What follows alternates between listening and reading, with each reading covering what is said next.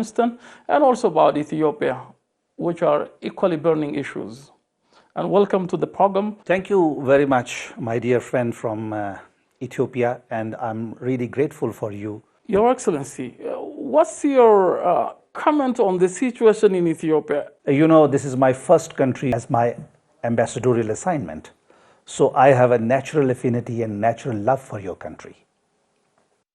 And first of all, I wish and pray to Almighty Allah to give peace and stability to your country. It's very, very important from my perspective and from the perspective of my government. Ethiopia, the current situation, it's going towards stability gradually. Although, as you know, ethnicity is a big problem.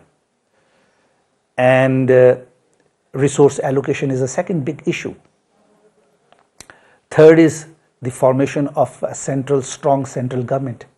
Pakistan is also a federal government, so we know the importance of the central government and the federation. So I believe that the Ethiopian government and the people of Ethiopia needs to work a lot to consolidate and strengthen the central government of this country. So this is one aspect.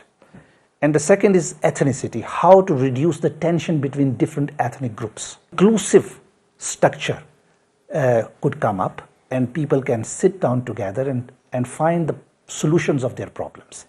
And I believe that the recent elections would be the right step towards the solutions of these problems which I just enumerated. These are the few problems.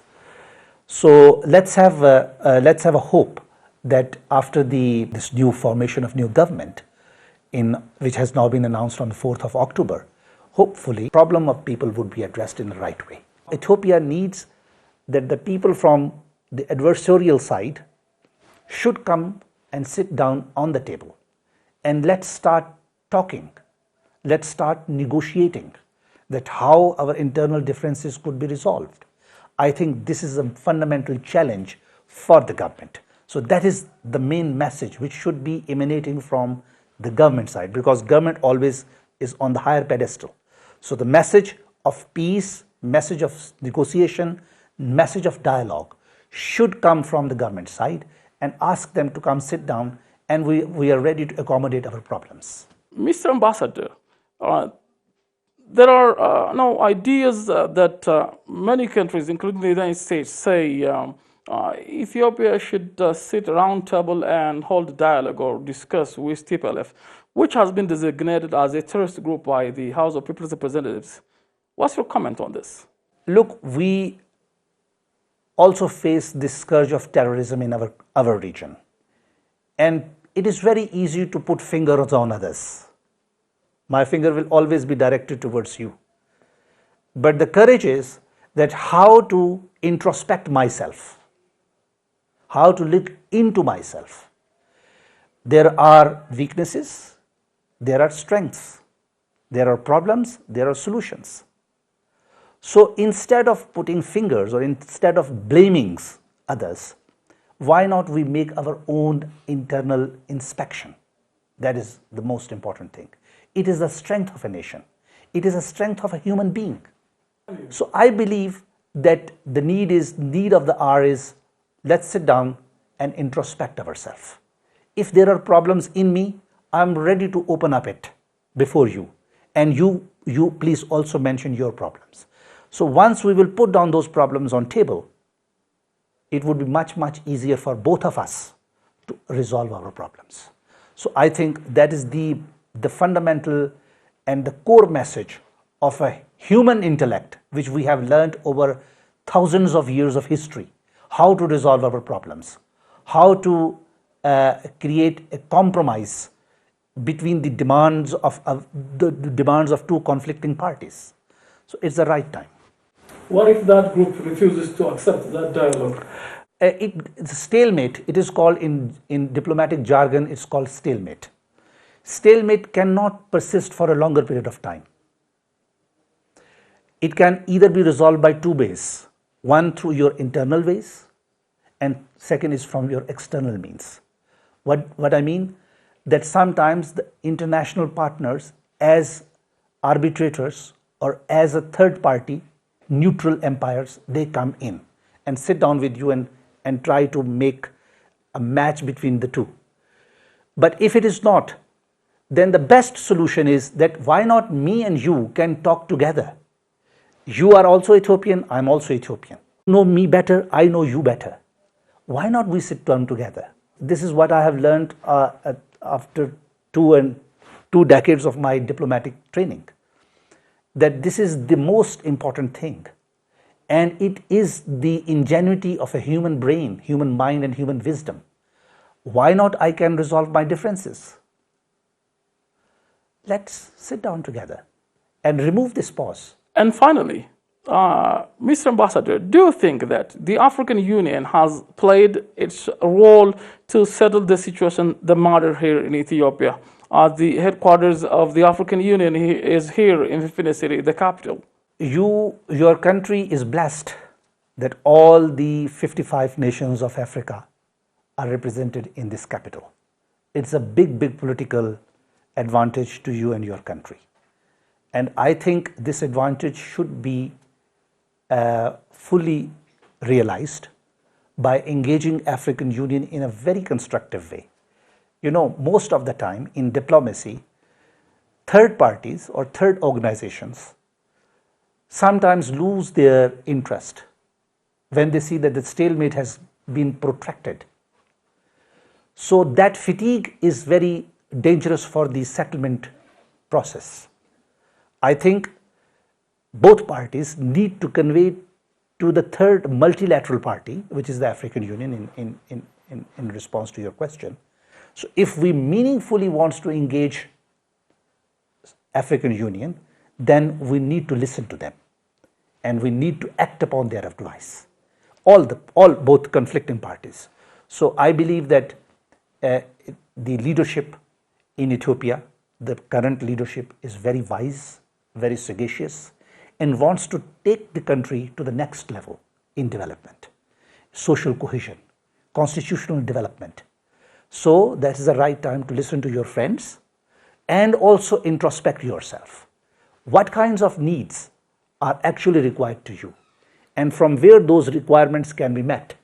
If we can sit together, if we can make a comprehensive framework and charter of action, there is no doubt that Ethiopia can win over this current problem in months, not in years, in months. And I also believe that you have such a proud history. I always listen from other friends, the Ethiopian friends, that we have never been colonized by any power, which shows your resilience, which shows your cultural value and strength. So why not that strength can be used now? If outsider cannot colonize, then why an insider can colonize you? Nobody can colonize you. You are free people. You are people of valor and courage. Let's, the only small thing, sit down together. This is my message. What's going on in Central Asia, and what can you say about the situation in Afghanistan now?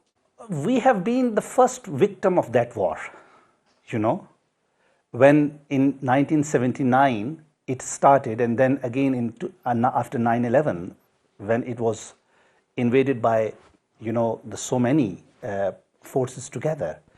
Which country was affected the most? It was Pakistan. And you know how many people have been died in Pakistan? More than 80,000 people. The war is fought in the battlefield of Afghanistan, but the people were killed in our country, in my country, 80,000 plus. And how much the quantum of loss in terms of economic and financial terms? More than $150 billion. So we lost. So we were the first who faced this problem, and we are the first who helped them.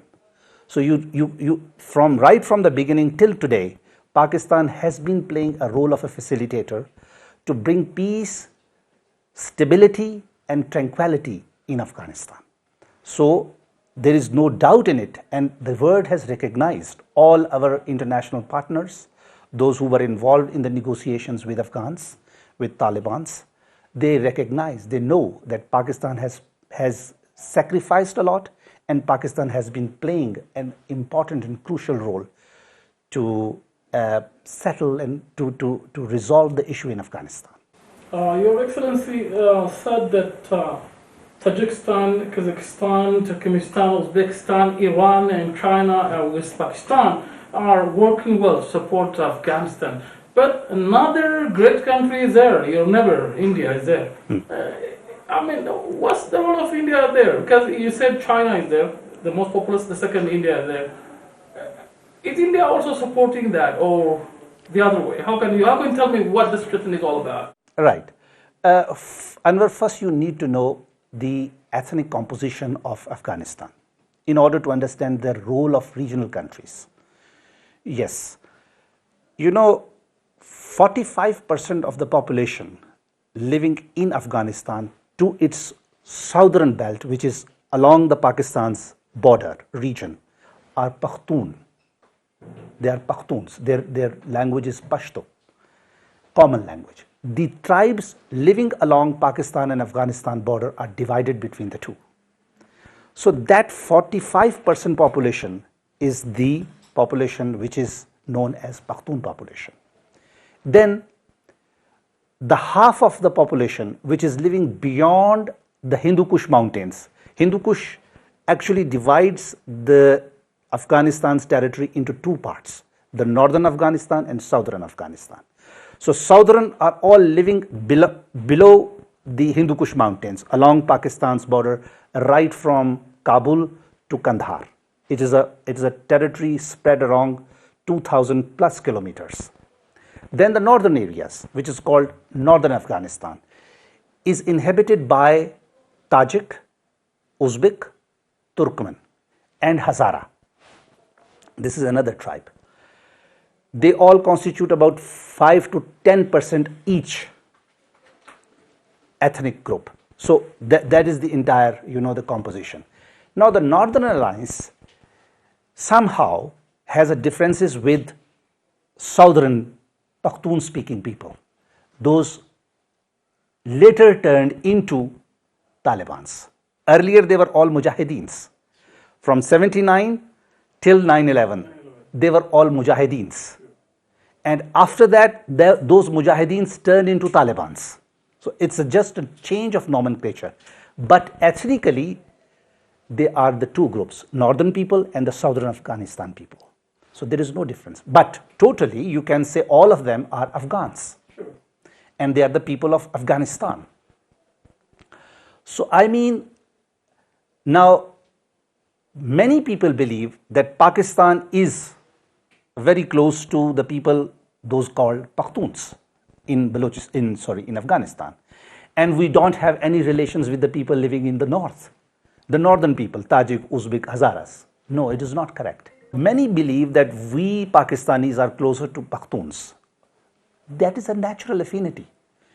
As the tribes are divided between the two countries, and the people across the border speak same language, enjoy the same culture. So it's very natural.